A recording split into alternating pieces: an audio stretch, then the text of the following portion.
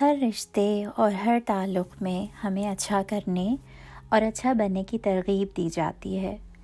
ہم ایک دھوکے کا شکار ہوتے ہیں کہ اچھا کرنے کے لیے ہمیشہ بہت زیادہ اچھا کر کے ہی تسکین اور آمادگی ملے گی۔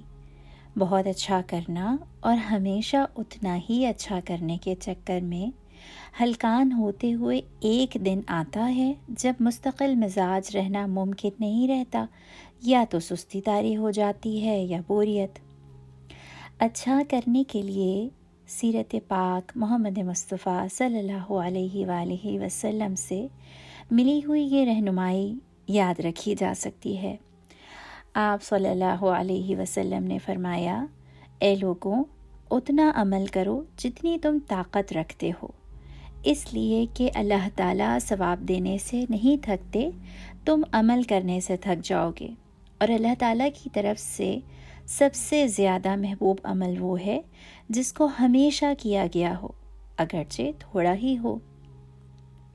یہ رہنمائی آج کسی وقت دل کو مطمئن کرنے کا سبب بنی کہ چاہے ماں کی حیثیت میں بچوں کے ساتھ اچھائی کا رویہ اپناؤں یا کسی اور حیثیت میں کوئی اچھا عمل کروں، کوشش اور توجہ اس پر رہے کہ وہ مستقل ہو، بجائے اس کے کہ ہر کچھ دن بعد نئی انسپریشن لے کر نیا عمل شروع کر دینا اور پچھلا بھول جانا۔ اس طرح نیکی کا کوئی چھوٹا سا بھی عمل یا رویہ اس کو حقیر سمجھ کر ہمیشہ بڑی نیکی کو ہی باعث نجات سمجھنا بھی صحیح نہیں۔ کیا پتہ کون سا اچھا عمل اللہ کی بارگاہ میں قبول ہو جائے، شرط تو نیت کی ہی ہے نا۔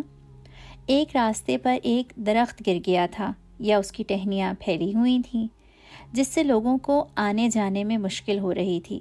ایک آدمی نے اسے کاٹ کر الگ کر دیا، اس عمل کی وجہ سے وہ جنت کا مستحق بن گیا۔ یہ بھی ہمیں سیرت سے ملتا ہے۔ ایک حدیث میں ہے کہ اللہ تعالیٰ کے سامنے ایک ایسا شخص پیش ہوگا جس نے اپنی زندگی میں کبھی کوئی نیک کام نہیں کیا ہوگا۔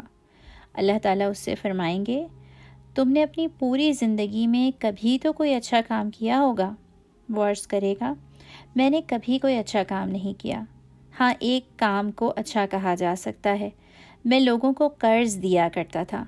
جب میں قرض کی وصولی کے لیے اپنے ملازم کو بھیجتا تھا تو اس سے کہتا تھا کہ مقروض کے ساتھ نرمی سے پیش آنا، وہ جتنا آسانی سے واپس کر سکے لے لینا، جتنا واپس نہ کر سکے اسے چھوڑ دینا اور معاف کر دینا۔ اللہ تعالیٰ فرمائیں گے، میں نے تمہیں بھی معاف کیا۔ حضرت ابو ذر رضی اللہ تعالیٰ عنہ فرماتے ہیں کہ ایک مرتبہ اللہ کے رسول صلی اللہ علیہ وسلم نے مجھ سے فرمایا کہ کسی اچھے کام کو حقیر نہ سمجھو، خواہ وہ تمہارا اپنے بھائی سے مسکرا کر بات کرنا ہی ہو۔ اللہ تعالیٰ ہمیں نیکیوں کرنے کے لیے حریص اور ایک دوسرے سے نیکیوں میں مقابلہ کرنے والا بنائے، اور جو ہم کریں اسے مستقل مزاجی سے کر سکیں۔ آمین ثم آمین۔